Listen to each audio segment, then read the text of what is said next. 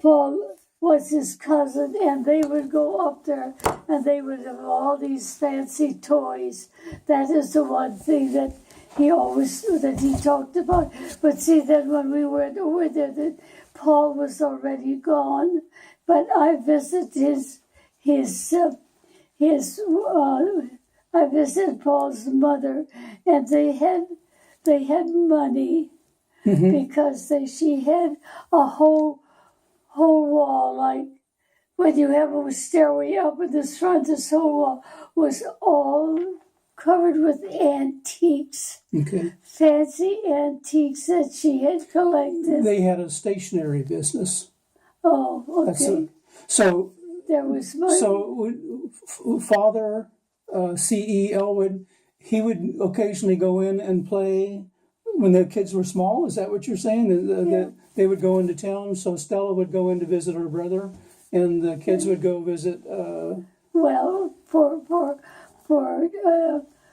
Clarence Elwood especially, it was fancy that they had this train. That's the one thing you remember, this train. Okay. But there would have been other things that they did, but that in itself would be something, because I have this little train they bought for the twins. I don't know if you ever saw me run. I still got the thing sitting there.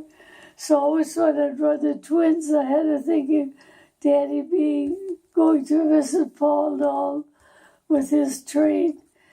Now, who has the train that I got for? Do you have it? I have the old. Well, our old train. I have. Well, one of them, one. You each had one, but somebody stole the engine from the garage, so we have cars from 2 trains, but only 1 engine. Yeah, because I have that all at my house. Yeah. Talk a little bit more about that story about. When Father was over at the Souders house visiting, yes, they were the close enough neighbors that talk about that a little bit. They were. It must have been about a half a mile, but they went through by a sand. There must have been a lot of sand. This is Glen Manor. He was a Souders. Souders didn't have any. There were no kids because they took him to the farm. And he would have something different to do. But when they had eaten everything and they put him in his bedroom for the night, he said it was still early. And all by himself, when you're in the midst of 5 or 6 girls, here you are, one little boy, because that's before his dad was born. And it was. You sure it was the Souders? It was getting dark, but he decided he would go. He didn't go and tell them. He opened the window. He was going to go home. He was going to walk home. How old was he? Maybe? They think he might have been 7. Okay. 6 or 7 or 8 in that little, when you're still.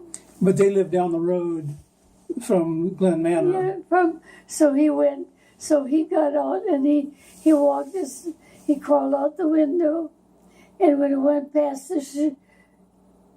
they always called it tobacco shed. When they went back to the tobacco shed, the neighbor's hired man was there, met him there. He was and he said, wanted to know where he was going.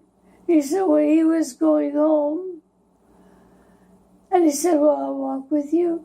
So this hired man walked with him past that gravel pit it was kind of supposed to be a scary place because whatever it was. He said, I'll walk with you. And so he walked with him. The so-called hired man walked with him till you know how it was. Here was the railroad, and down here was his house.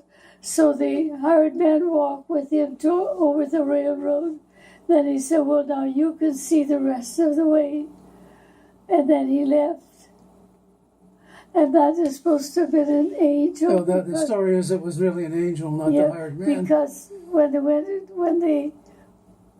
why he was, well, it was an angel because they asked the hired man, and he was angry because what would I do over there at night at this time of day?